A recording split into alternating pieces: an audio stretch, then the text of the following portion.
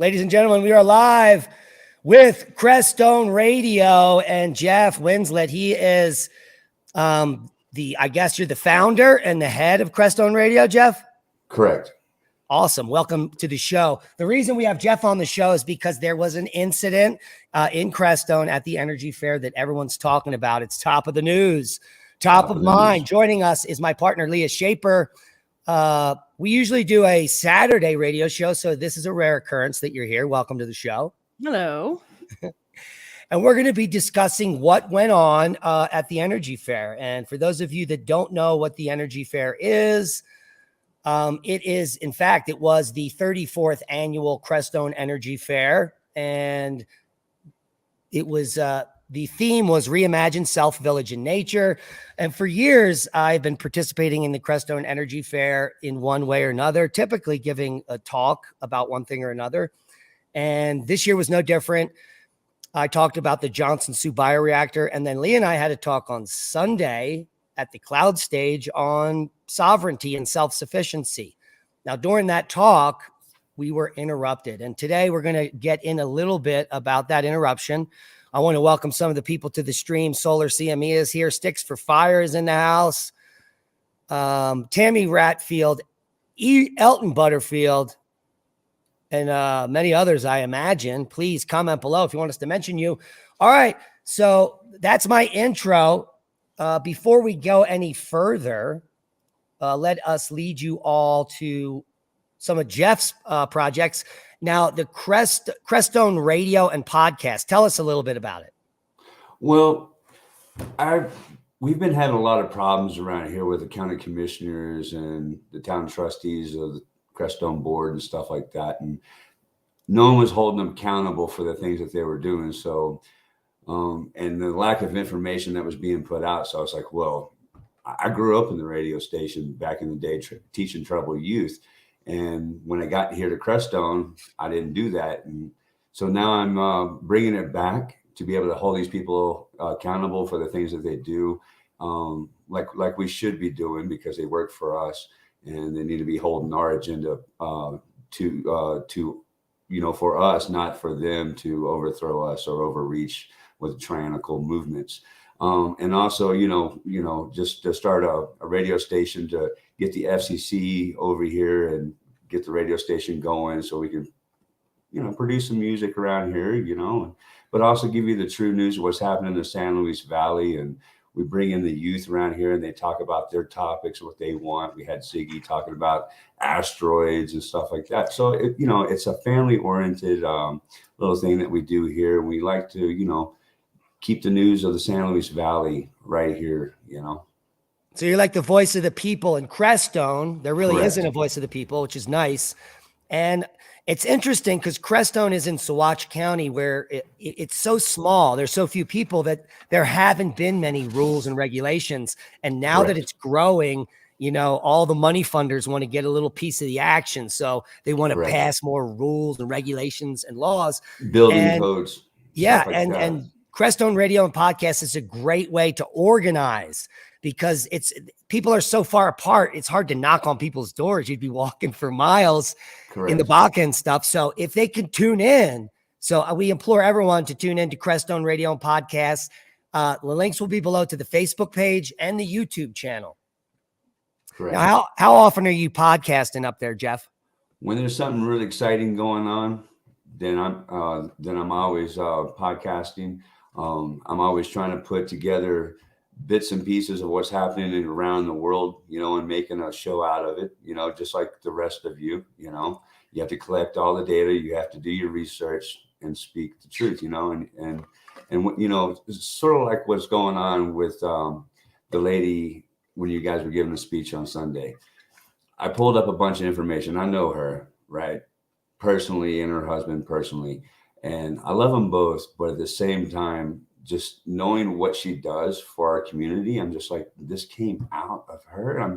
So it was kind of a tasty tidbit, and everybody was trying to, get this information so they can make their own observation of it themselves, right?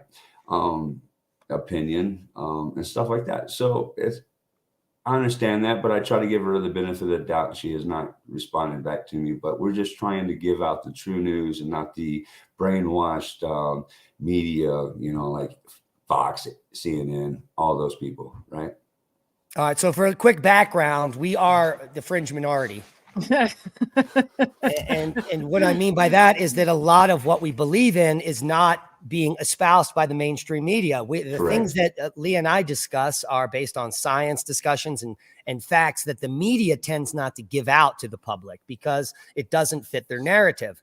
Because of this, some people have been so entrenched and brainwashed for years. This has been going on since I got into academia in the early 90s. So we're talking 30 years of brainwashing and fear porn coming from the media. And then I've been waiting for it. Then you're going to get an event like what occurred. So Leah, you want to summarize what happened on Sunday when we were giving our talk on self-sufficiency? Yeah, sure. So, I think we began our talk, generally talking about the ways in which communities can remain sovereign, right? And actually, Crestone is in an amazing position for this because it's a small community, because there's been less takeover by corporate interests. You all have like a real opportunity to maintain community sovereignty in Crestone. And one of the things we did talk about is the unique position of being able to have people talk about different ideas and bounce them off of each other. So there's lots of different perspectives in Crestone, and that's an amazing position to be in. So we were sort of talking about a similar thing from our own perspective. Granted, we don't quite have the opportunity that Crestone does because our county, definitely has the corporate interests have their hands in our community for sure. And through that, the agendas of the globalists, essentially. And so we were talking about some of the things that we perceive as being threats to small communities like ours, coming from a globalist agenda, and what some of those solutions might be. So, we talked about, like in our valley where we live, we've been building a homestead out here for 8.5 years, trying to find solutions to potential future problems, whether that be inflation or government interests trying to take over communities. We talked about how, like in our valley, for example, we have people with varying skills and expertise. We have people who are doctors and surgeons. We have people who are raising goats. We have people who have military training. And should we ever end up in a position where globalist corporate interests are trying to take control of our community, we can do things like block off our road, and whatever the case, what we can find all of the solutions here as a community with the various skills that are around. So I don't know exactly what the trigger was, but in talking about this woman, who we're not mentioning her name right now, interrupted our talk in a very angry fashion, saying that we're spreading fear porn. And that what we really should be talking about is solutions, which ironically is what we were trying to talk about. Yeah, let me jump in real quick. Sure. So I was giving the introduction. Jeff, if you're listening, you remember, I literally, because when I rewatched it, I was like, I can't believe this woman got angry. For 3 minutes, I was telling about all the diversity in Crestone and how we all come together. And then it just snapped. And so in watching it, the problem was, Leah, I think that we did not mention climate change, because in her mind, that's the biggest threat, because that's what she wanted to come say.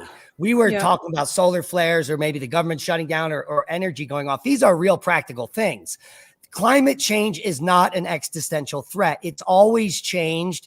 There's always been flooding and hail and hot and cold and snow. And yet we're still all here. We are resilient to climate and weather because we're people. And in Crestone, they have 4 of the most intense seasons. So they know what -40 and 100 degrees is because they experience it. So this woman didn't hear her moniker, her little bird chirp, her climate change, and she lost her panties, literally. Well, I got the impression as well that she kind of put us in a box in terms of the kind of thinkers or the kind of people we are. I mean, you and I are very unique people in terms of our perspectives about what's going on in the world and what's true and what's false. And I also got, like, at one point I mentioned firearms, and that seemed to be the final trigger that I mentioned firearms at all. And so I got the impression that we kind of weren't even, she wasn't hearing anything we were saying, decided we were a certain kind of person, and then was like, I need to shut this down. Agreed. And because if you think that in a major catastrophe, the government is coming to save you, you are delusional. Please learn about history. Correct. And you do need protection if you care about your friends, your family, and your belongings. I mean, Jeff, correct? All right, That's absolutely right. Yeah, that's absolutely. Everybody's going to go home when there's nothing, when there's no power, there's no gas to be able to give you the power to go save people. You're all going to go home and take care of your family. Right. That's number one. And at the end of the day, like even not in the faces of a crisis, everybody in Crestone and everybody in Pagosa lives in a rural area, right? So let's just say you are under threat from another human being. And we have actually experienced this. 4 years ago, we had a serious situation with a stalker, which I won't get into here. But, you know, should we need to defend ourselves, the sheriffs are 30 minutes out. And frankly, our sheriff's department is kind of useless. So, like, what other option is there to protect ourselves? It's firearms. Sorry, but that's the reality. Well, let's all just get a little taste of what happened. We'll play 60 seconds of this, and then we'll discuss what we're watching. And we're not talking about that. Are you kidding me? They're producing more solar now that we can. Why are you so angry about this talk? But also the national electric infrastructure has a lot of potential failures, and that's just been widely talked about. Yeah, this is we not didn't even something get new. to. Because of climate change. What are you talking about? Why aren't you talking about climate change? I saw it on the internet. Our main concern is an EMP from a foreign nation during war, which will shut down your solar resilient bullshit, or a large solar flare from the sun, like the Carrington event, which will fry your solar. This is something that has happened in history. Guys, this is not balanced, okay? There's nothing balanced. There's nothing balanced about And you. if you're Trust going to me. believe this, then I'm really sorry for you. And next year, the energy fair needs to really talk about the infrastructure that's being developed here. Why doesn't she have a talk? Why don't you give a talk? That's a very good question. Why don't you give a talk? We're allowed to have our perspective. You can have yours. Oh, whatever. The climate always changes, by the way. So I just want to get that out there. That was her argument. Oh, whatever. This was an ongoing theme about every time we mentioned a fact, right? You mentioned the Carrington event, 1859, right? Yeah. 1869? Major solar flare that came off the sun, and it lit the telegraph lines on fire. If that happens today, our electric grid is gone. And this is just a fact. This is something that's happened before. And it's like you throw a fact out and she goes, oh, whatever. Like, and says this isn't balanced. And it's like, just listen. Like, we're providing you information and facts. Like, right. If you watch the whole 15 minutes that we have of her, which is not the entirety of it, she parrots all the talking points of the media, which are incorrect, like that the Great Barrier Reef is dying. It's not. In 2023 is the highest coral volume ever recorded on the Great Barrier Reef. Other things these climate alarmists parrot is that polar bears are dying. They're not. We have the most polar bears on Earth since they've been studied in the 1960s. Other things climate alarmists say. There's more wildfires. That's untrue. This year, the least amount of acreage burned in the United States than ever before in recorded history. The other thing is, like, there's more hurricanes, there's more storms, there's more flooding. It's all untrue. The only thing increasing is the amount of money it costs to fix disasters. That's increasing. And that's thanks to the administration, the fact that everything costs more money.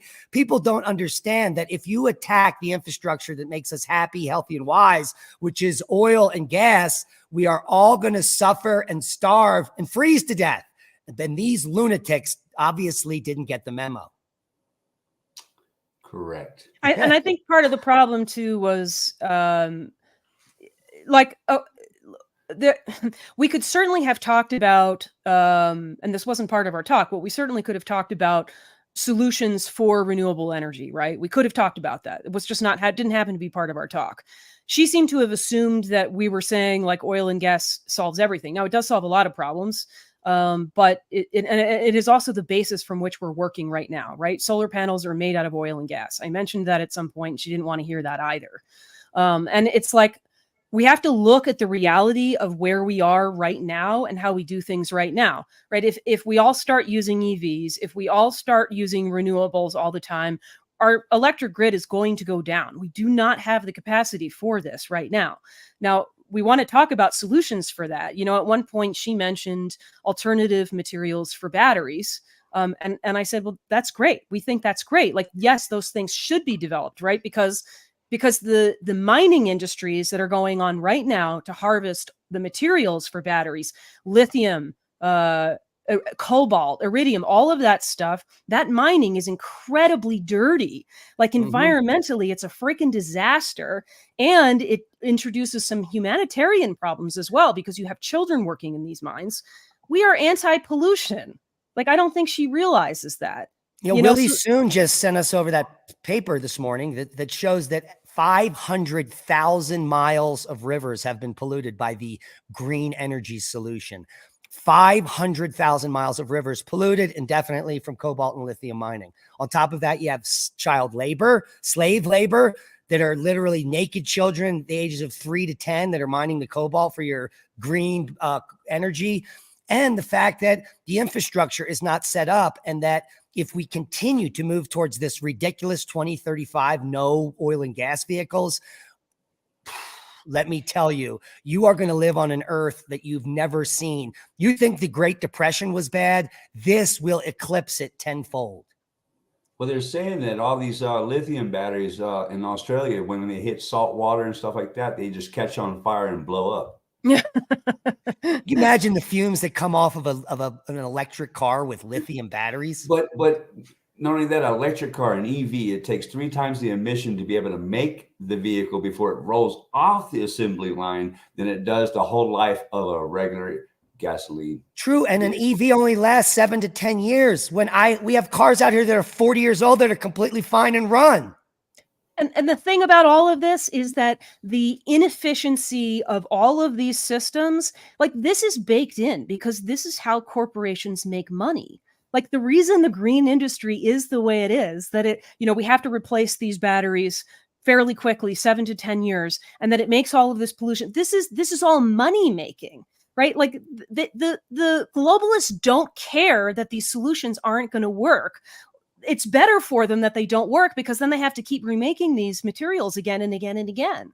Like, this is not about saving the world or reducing pollution. It's not about that at all. It's about corporations. Yeah, and this is just the beginning, Jeff. 16 million acres of farmland have been ruined from the wind industry, and it is the tip of the iceberg. They want to expand it times 100. That will be 1.6 billion acres. Yes. Yeah. Yeah. Yeah. Crazy. So, I mean, at the end of the day, what we really wanted to talk about was solutions, right? Like, looking at what the situation is right now and the reality of it and the facts. And we want to talk about solutions for how communities resist these globalist corporate motives. And she's yelling at us about, that we don't want solutions and that we're just fear mongering. And it's like, if you just listen, you would have seen that that's not the case. See, that's why I can't understand right now, because I know her, and what she does in the company that she works for saves our water under our aquifer. Right. I was reading her, the council that she's on and stuff, and oh my God, I mean, like, how can she go from this to that in such a quick time? Maybe she didn't hear what you guys were saying. It was a trigger point, but at the same time, she's an award-winning person, grant writer, and part of this council. If this gets out to that council, and a lot of people are worried that she might lose her job, I pray to God she don't lose her job. But at the same time, we all need to work together.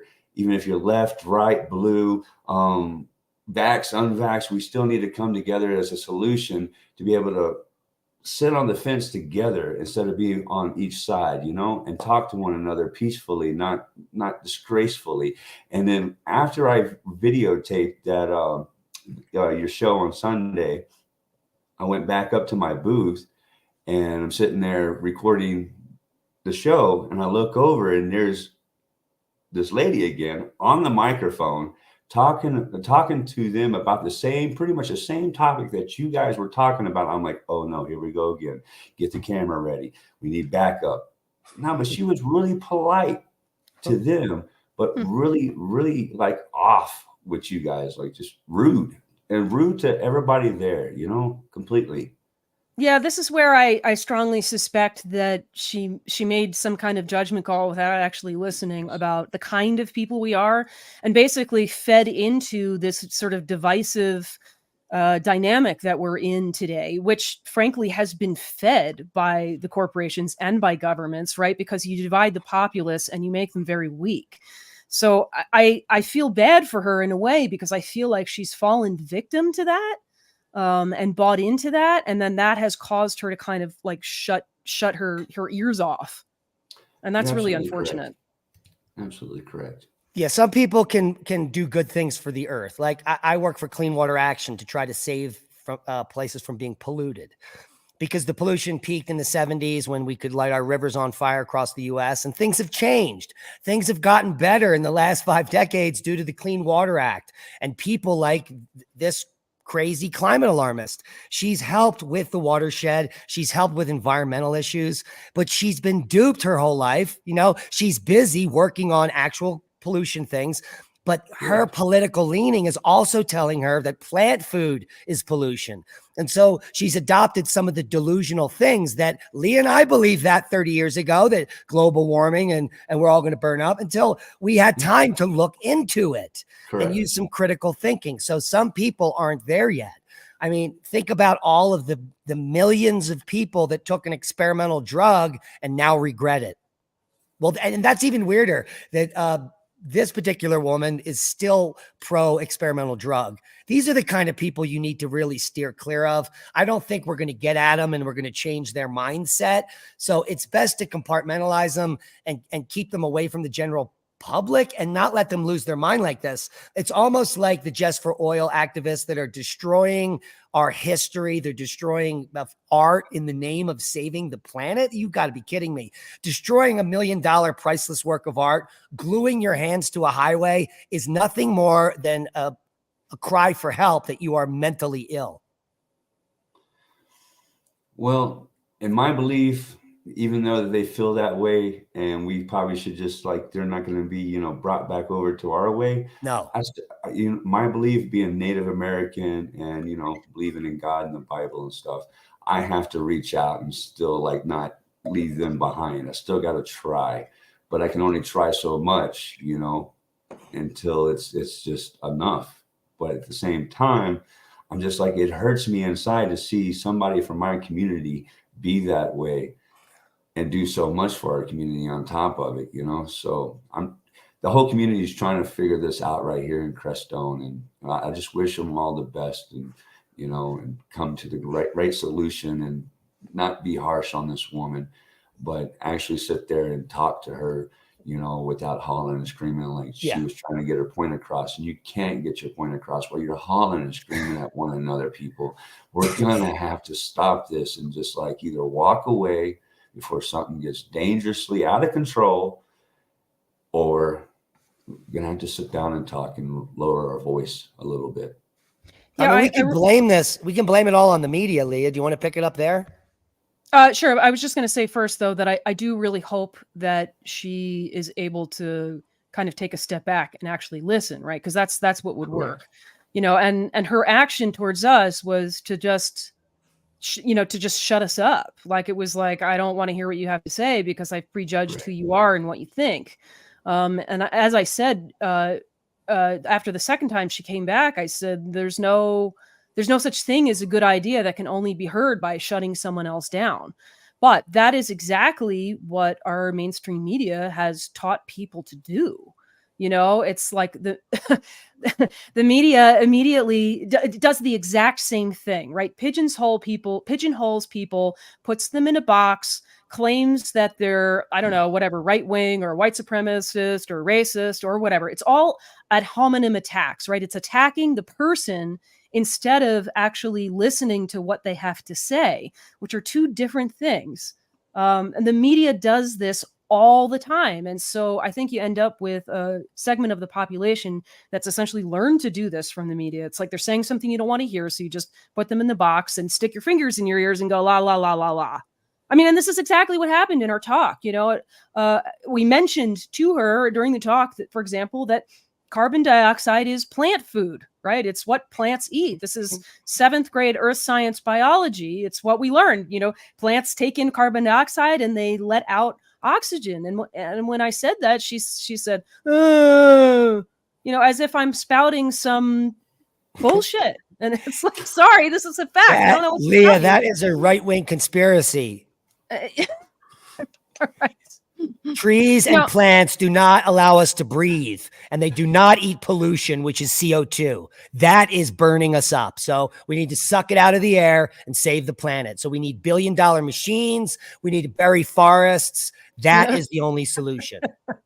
I mean, this is what the media has done, right? They've aligned political viewpoints with certain facts. So if you believe that fact, well, you must be this other thing over here. Which has really ruined the dialogue and the conversation. And then, like what is going on with Bill Gates wanting to bury whole forests? Like this doesn't make any sense for the reason I just said a minute ago, which is that trees eat carbon dioxide. So why would you then cut them down? Cut them down. That doesn't make any sense. Well, why is he putting up carbon scrubbers in the air? He spent billions of dollars to erect carbon scrubbers. Right. Doesn't he know that our carbon is only what 0.07% of the 0.04 less 0.04 0.04, and if it goes down to 2, all plant life is done, and then you're done. Done. We're done. We're dead. Now here's what I want. Let's get the inside skinny for the listeners here that stuck with us. We still have a lot of people in the house here. What you have the inside, Jeff, and you told me that people were like ringing down your phone because they knew you had footage of this. Correct. What is the general sentiment? Because you know everyone in Crestone. It's a small town. Are generally people a little taken aback by this thing, what that happened, or because I've heard that this woman tends to be a little radical at other times. She is kind of radical, and a lot of people here in Crestone are really taken back, like you said, and a lot of people, like. I want to hear the full story. And I'm like, well, you pretty much got the full story. I only left off 10 minutes edited off of your whole show, right? But the whole hour show was taken up by her, truthfully. So people were wanting to know their side before they spoke about stuff. But at the same time, people were always, it's a small town. You got the gossip mill, stuff like that, blah, blah, blah. And it got back to me. She did something way worse. I'm like, no, come on. But it's a small little town and everybody knows everybody, but we're not that small. But people were really taken back. I was taken back by it and was questioning why, but at the same time, try to give her the benefit of the doubt. She doesn't answer the phone. So I don't think she really cares about what she says. I think she's sticking to the guns. And from my replies that I get back on my channel and on my phone, that after they watch it, they're blown away. They're like, no way, that can't be Chris. That she did not do that. No, oh, sorry. So we can't edit that. We're live. I know I can edit on my end. well, we're still missing a last name, so that helps. Well, that's good. Yeah, we have plenty of those here in this town. But anywho, I feel bad for both of you to be taken over like that by somebody and that mentality, because that is definitely like something that the government spoon feeds you and programs you within all those, riots that are happening around America, around the world, and they're getting interrupted, like the people sitting in the street blocking their car. It's completely legal, completely rude, stuff like that. I mean, that's what's been programmed into them. And I feel like, being a native, we can unprogram ourselves at any given second moment in time. We can say something, but not say it because we caught it in our head, something like that. We caught it in our heart and we knew it was bad, but maybe she feels something about that. Maybe her husband got on to her, or didn't get on to her, but talked to her about it and calmed her down, because he's really conscious. I've set up many times eating medicine with him. So I just don't see where it really came from, man. And I just, you know, and her being rude to all those people that said, that she said that you guys were being rude to all the people who are watching, right? And I'm like, hold on. We are self-subjecting ourselves to listen to Diamond and Leah and Oppenheimer Ranch. And so how can they be rude to us? We're being rude to ourselves then? I mean, and then she kept going, and she kept going and going and going. And when she kept going, she was like, what am I talking about? Where was I going? What was I talking? She didn't have her pinpoint. She should have had it written down like Diamond and Leah had on a card. They had it. Yeah, I mean, pretty ironic, right? I mean, like you said, anybody who was sitting there listening to the talk was there to listen to the talk, which she interrupted, preventing people from listening to the talk, and then said that we were being rude. And I said to her several times, you know, if you don't want to hear this, you're perfectly free to leave, right? I mean, this is the part of the basis of free speech, right? Like that you tolerate things being said that you don't necessarily want to hear, and you can listen or you can not listen. If you don't want to listen, you walk away, but you don't shout people down. I, you know, at the end of the day, I do think there's a silver lining in this, because it really goes to demonstrate how important it is to be able to have conversations about different ideas and say, I don't agree. This is a bad idea, or this is a good idea, but it needs modification or whatever. And what she did demonstrates exactly a destructive, unproductive way of operating, which is to just shut people down because you're afraid of what they're saying. You don't like it. I mean, that does not work. And it is even more ironic, because that was part of our talk, was about any community having sovereignty is being able to have this exchange of ideas, the free marketplace of ideas, right? Which is one of the founding principles of this country, frankly. You know, it's like a capitalism of ideas in the end, right? We discuss things, we find the best solution, we try to apply it and find what works best. It's a merit-based thing, you know, it's not about political alignment or anything else. So I think that it did demonstrate that in the end. And so in a way, I'm kind of glad it happened. It's definitely a learning experience. It's just like growing food. Sometimes, you know, it's a hit and miss, and you learn, you know. Yeah. It's everything. It's like raising a baby, you know. Every day is a hit and a miss, you know, going through their life. And trust me, I've raised 4. Yeah, and as Diamond often likes to say, you know, you try and you fail, and that's how you learn. Like that is a learning experience, which is why we have these conversations and why we try out different solutions, and why like Crestone is such an amazing place, because as of now, y'all are relatively free of the constraints of international policy and codes and all of that. So you have the ability to try all of these different things and find what works. And that's amazing. Spiritual practices going on within like 5 square miles is absurd. And if you can have that in a community with one single time, or well, actually they have 2 supermarkets now, then anything's possible, you know, because in history, it was religions responsible for all the wars, and you've got a community there that's not lit itself on fire yet. So something special is happening in Crestone. Oh yeah, we have a great fire department, puts out anything really quick. We just had one a week or 2 ago, right next to my other house, about a mile from the house I'm in right now, from this house. And from my other house is right next door, man. The fire was going, someone threw a cigarette out, burned it up. Everybody and their mother was out there just putting the fire out. We had it out in no time flat, but the person who did it got a ticket and lost a bunch of lumber. So, but we're a community that comes together a lot and supports one another for the right reasons. And we have 12 different spiritual retreats here. Yep. You know, it's amazing, you know. So if you got any questions about climate change, which a couple people are asking about, real links to CO2, Leah and I are going to have a discussion tonight live on on Oppenheimer Ranch Project at 8 p.m. with Joseph Postma, who's been doing some climate change model debunking over the last 5 years. And some of the reasons why climate models are off so much has to do with the assumptions that these scientists are using. So if you want to have like Climate 101, we're going to be doing that for over an hour tonight, starting at 8 p.m. with Joe Postma on the same channel. So I would hope if anyone listening here is interested, please tune in and we will do that. Now, hopefully we'll be invited back to Crestone next year. You never know. But Leah and I will definitely be trying to have a discussion similar to this in the spring at the San Luis Valley Seed Exchange, where we'll hopefully have an uninterrupted talk on seed sovereignty, which is a little different than personal sovereignty. All right, it's radio, so someone talk.